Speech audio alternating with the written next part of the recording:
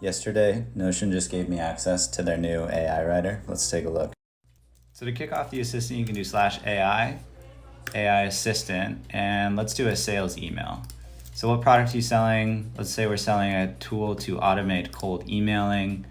Give it a second and let's take a look. All right, analysis time. Subject, automate your cold emailing process. Pretty boring, but not like the worst, but also pretty boring. We understand how time consuming and difficult it can be to manually send cold emails to potential customers. That's why we created a tool to automate cold emailing. Super generic, might have worked like 8 years ago. Not good enough for today.